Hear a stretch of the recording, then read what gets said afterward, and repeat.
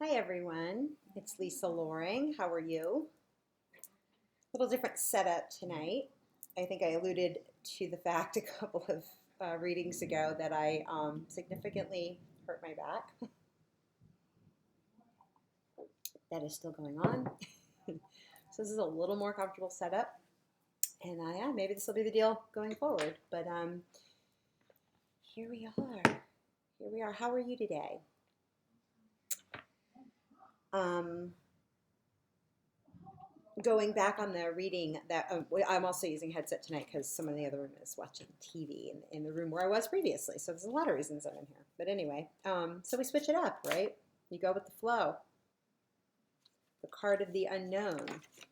We can't really, that came up at the bottom of the deck in yesterday's reading. And later on that evening, before I went to bed, I pulled a few cards, and one of the cards I pull for myself on the regular is for the Rumi Oracle card deck, and it was called The Right Choice. And in that, there was a small passage, a small line from that particular card. And number one, the card was the 29th card of the deck. That was one thing that came to my attention. And 2 and 9 add up to an 11, which an 11 is a doorway. You know, when you're making a choice, you often feel like you're walking through a doorway or crossing a threshold of some sort. And it's because you've made a choice. And that choice was made by our girl in the Three of Wands last night, right? For the June 2nd reading.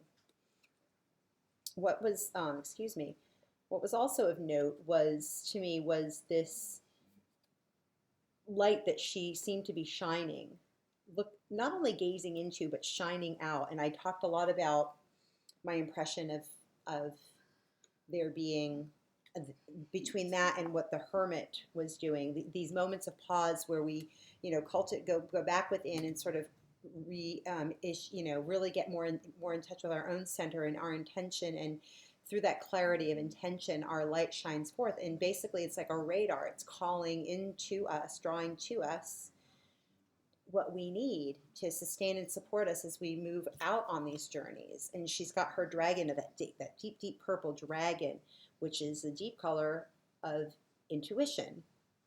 One of the deeper colors of this. You also have that colored featured in the Hermit card. The Hermit card is a card of that pause, of that meditation, of discernment, that taking that moment to discern what is the right choice for you. What's working? What isn't working? Do I want to work with what's working? Do I need to put more into, taking that time to decide, do I need to put more into what isn't working? Am I not actually putting enough in there? Like doing that inventory. For those who participate in 12-step programs, you know that the 4th step is a step of self-inventory. And so it's that moment of discernment of seeing, what you need to be doing and what maybe you don't need to be doing. And through those efforts, instead of looking at everybody else's inventory, you're looking at your own and seeing what needs to be done. More on the path that you're already cultivating, or maybe it is a different path.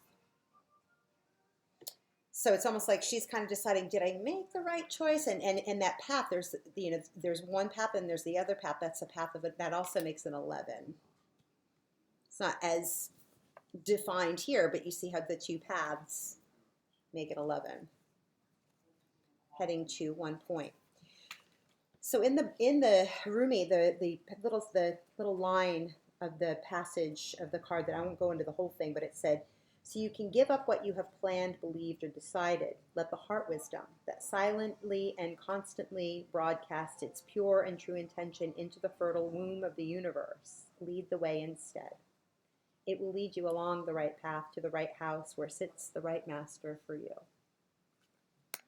So this is that, again, that heart wisdom that I talked about, that's taking us along. And if you feel alone on your path, it won't be for long.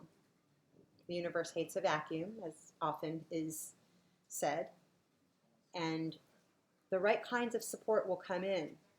whatever it is that you need, if you're on the right path. If you keep beating your head on a wall, it is definitely time to take that pause, reassess, shine your heart light, look within to shine the light on, and don't be afraid to shine the light on what is dark, or to let the light be shone on what is dark.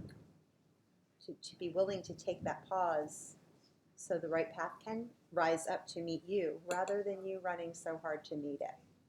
So you are at ease. You know, this guy was waiting. He's not working hard. She's no longer working hard. She's already done all the work. So she's on the right path. She's, you know, meandering through the garden. She's in no rush. And then we come to this ace, that Ace of Pentacles. One thing that, as I went to bed, I have these dream catchers that hang from my ceiling fan. And I looked up at those and I saw this as that same thing, as the dream catchers. And in that, we're casting, we are light casting our dreams and to be caught. And these crystals shining up. There's energy and power all around us constantly to support us on our journey and toward our dreams. And sometimes those dreams need to be woven a little more to come to fruition. It's all about divine timing. But do we have the patience to continue to cultivate? Like, this pentacle didn't just grow up overnight. It took time and patience and work. And the willingness to keep putting that constant intention out, that consistent, that in that Rumi passage, consistency. So we keep working it. We keep working it, even though we are feeling like we might be in no man's land. We don't even know how we even got here. So it's, even if it feels the unknown, going through this transformation out of the subconscious thoughts that tend to drag us back and take us out of consistency. Okay, no, I'm going to stay. I'm going to stay here. I'm going to stay here. I'm going to stay here until I find out where I do belong and what belongs with me. I'm going to stay long enough to figure that out, to go through this transformation, to let a part of myself die, the part of ourselves that's fight or flight, the part of ourselves that always keeps running. You know, kind of taking a step on the path, being like, no, this isn't the path I want. I'm going back to the old path. That, you know, I'm going to stay the path. I'm going to stay here until somebody tells me no. And so what if they tell you no? Is that so bad? It's just no. You'll find another way. And that's, again, being back in that self-possession of knowing ourselves enough and trusting in ourselves enough and trusting that the divine is always going to put us on the right path. Even if we kind of stepped off for a little minute. We'll get back on. We will. We have the faith in ourselves, but this is that Seven of Swords had come up. This is that disconnect where it's just all thoughts driven, and he's not listening to the divine. Whereas the King of Swords, remember him, he had this divine light coming in. This one, everything is clouded. He's disconnected. He's only in his head and his worries and his fears. He's way down low. He's like, I'm not going to even look up. He doesn't feel worthy enough to look up. And in that, our intentions are stolen from us. Our dreams are stolen from us. It's a very disempowered kind of thing. So that, you know, but the choices are, we've really come here. It's just a matter of allowing ourselves to start to believe it and to give ourselves the time to go through the transformation. So those were the cards from yesterday for June 2nd. But now we're going to do the reading for June 3rd. So again, thanks for joining me. Ooh, cards just went everywhere. They were very jumpy the other day, remember? And I'm pretty sure I kind of put them back upright. Like I said, I always put my decks upright, but if a card comes out in reverse, I will read it that way. And to me, because I took the time to put them upright, if they come out in the reverse, they're meant to be read in the reverse. Sorry if you're hearing we have a thunderstorm coming through here. It's been raining a lot in Texas, for those of you who know where I live and also have been watching the weather, you know, globally. And you might hear here we have two cards that have already come out for June 3rd. The Eight of Pentacles and the Emperor. So the Emperor is back again. These cards, mastery. Liking that. So you got the Eight of Pentacles and the Emperor. The Emperor came out a couple of nights ago when we were reading with King of Swords. I was just referring to him a minute ago. And by the way, the cards, despite the fact that they have, clearly feminine and clear, whatever clarity is what you make of it, it just refers to the energy. And if it's a feminine figure, it just might have a more feminine aspect. But all of these energies are within each and every one of us. And it doesn't matter what, it doesn't necessarily refer to a man. It may, depending on if that resonates for you. Like, for instance, the Emperor card is often attributed with the sign of Aries. It might be an Aries male. But that's only one attribute of it. But again, this is artwork. It's more about the symbolism. And I don't necessarily, unless there's a specific question. And by the way, these readings are for all zodiac signs. All zodiac signs, it's a general reading for the consciousness on the day. And we are doing the reading for Thursday, June 3rd, 2021. So what are the other cards that are coming out? Well, I love all the pentacles in her wheel. They almost look like the tree of life. Again, they almost look like lotuses. Even in the pentacles, those lotuses, this higher wisdom, using our resources, especially in an Eight of Pentacles, using our resources super wisely.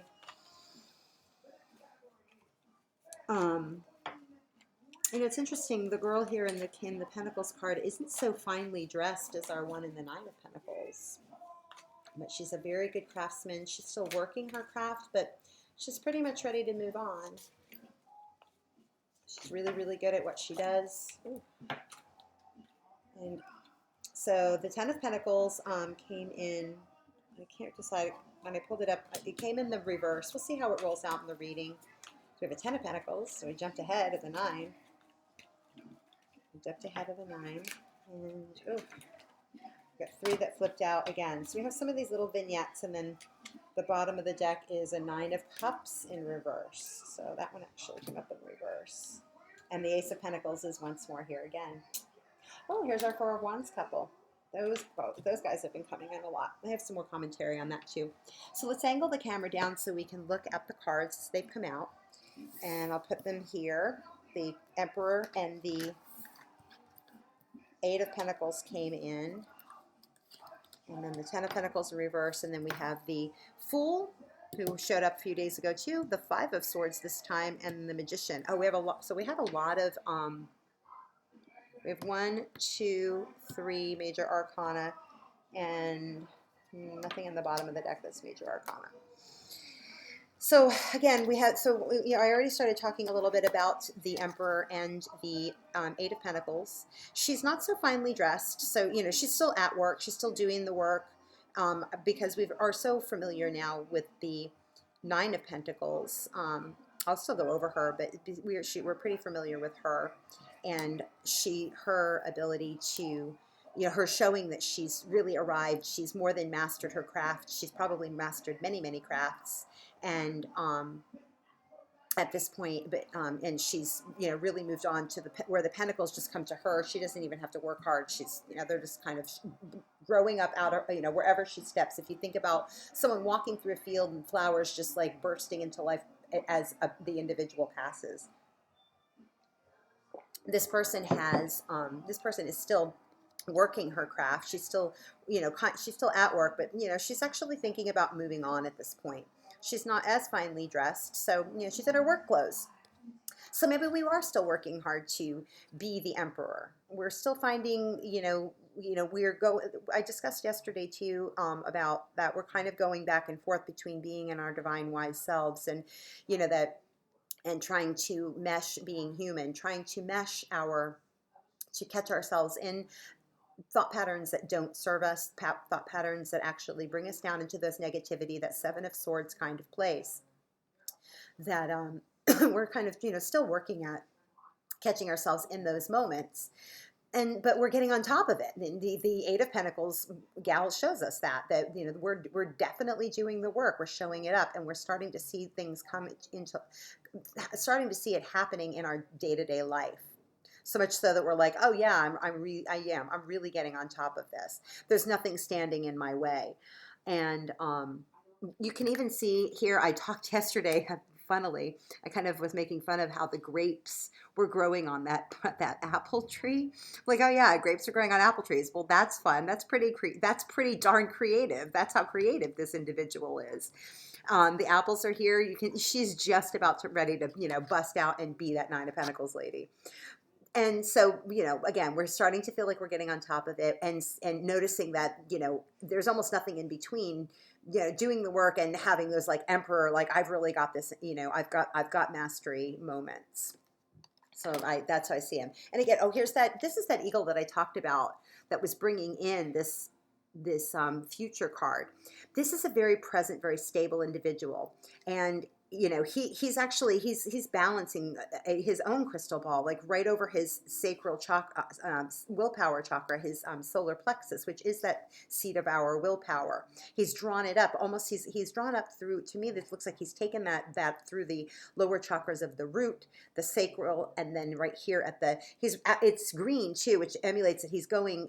He's working into his heart center, so he's really got control over all of these more base survival kinds of earthly manifestations, and he's drawing up, and now he's working more and more and more into the more high-minded kinds of notions and way of being, that more spiritual aspect.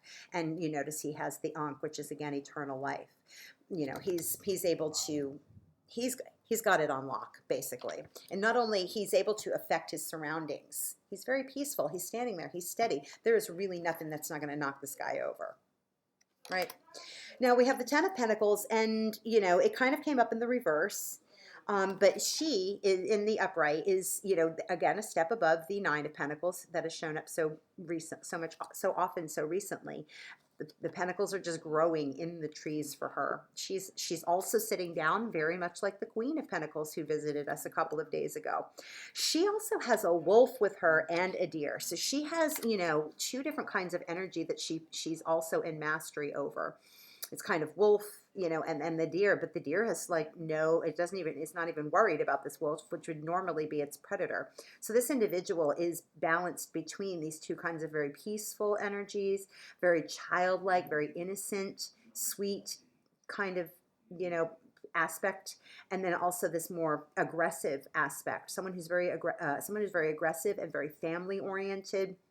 And the Ten of Pentacles is often the depiction of that, a very family-oriented kind of individual. And normally there's a family. There's oftentimes a family, a very happy, well-dressed, well-appointed family that is part of the Ten of Pentacles imagery. That's not here, but there is this indication that, perhaps that family is just, it's safely back in the castle behind this woman who's perched nicely in her tree. She's sitting down, lots of crystals growing around her. But this card did come in the reverse, so maybe we're, again, just not sure. We are coming into mastery, but perhaps we don't feel like all of these things are actually in place for us. Let's look a little further into the reading and see what we have. Again, it's this balance. It's the balance. And she's, no matter whether she's upright or down or upright or not, she's still striking that balance between the two. And that's been a very clear message across the course of the week. The Fool card, and then the Five of Swords, and then the Magician are the three that came out in the vignette here. And, the Five of Swords is wow, the five, this is a pretty vicious Five of Swords card. Usually the Ten of Swords is the one where we see that someone's been stabbed in the back. But there may be some feeling of someone having been stabbed in the back, and someone's, just walking away with this. As with many things that we perceive, take a moment before you look at this and assume that this man stabbed her in the back. Perhaps this woman elected to stab herself in the back, and he's walking away because he's kind of done with someone who constantly wants to be a victim. I'm sure the minute I say that, it's a little controversial. We're always told to want to help people all the time, but sometimes there's situations that we have to walk away from that, no matter what, that person just keeps running the same road all the time, and no matter what, they're continuing to make us feel as though we are stabbing them in the back, when in truth, that's just where they want to be. And I don't know why I'm saying that, but That's what I'm saying. And although that, you know, it seems like she's the innocent victim here in her gown and her femininity and all of that, and he's looking over his shoulder, you know, maybe he's walking away and he has to. He has to. Because this person, no matter what, no matter, you know, it's just a losing battle, because it's, and a Five of Swords card is, no matter which way you choose it, which way you look at it, it's usually a battle of the mind. And if you're going to be, if you're going to come from a place of love, honestly, there is no right in love. There is no I'm right, you're wrong. It's, you know what, let's find a third way. If you want to be in right, you're not going to, if you want to be right, you're never going to have love. Plain and simple. If you're more interested and invested in being right, that's just the way it is. And with a Five of Swords card, there's never any winner, and it's a battle of the mind. Number 5 is the battle of, is basically a battle of wits. And if you're constantly running around in circles, like these crows are encircling, except for the one that's landed on her. This one actually is looking like, hey, you know, maybe there is something, you know, but maybe, and you know, nothing is forever. Maybe this just is a situation for now. Remember, we're only living one moment at a time. You can only do one moment at a time, and sometimes you do have to walk away from any kind of argument, especially if it's one as nasty as this one has obviously been. You've got to walk away. You have to take a step back and be in a different perspective. And when you do that, then you're the magician. So you have the opportunity to be the magician here. He has 2 crows above his head who, you know, are there to help him. He's got all of his elements. He's got peace. He's got a scepter. He's got the infinity belt. And he's got wings of his own to fly. So even this gentleman here has wings. So he's choosing to walk away, but he could fly, you know? So either which way, this person's walking away from the situation. And when you're in this kind of deal, my advice is to just take a good, healthy step back for as long as it needs to be in order for the situation to change. Because, yeah, like I said, nobody's going to win here. The sun is setting on this situation. It's not rising. You know, pink sky at night. It's a sailor's delight, but I don't see anything delightful about this card. So, you know, again, and considering we're flanked here by 2 major arcana, the Magician and the Fool, these are signposts to, you know, transform. The best way to transform this situation is to start and to say, hey, you know what? Let's make some magic here. We can do anything we want. We don't have to keep doing this to one another. But let's take a step back. Let's maybe have a new beginning. Let's transform this. The past is the past.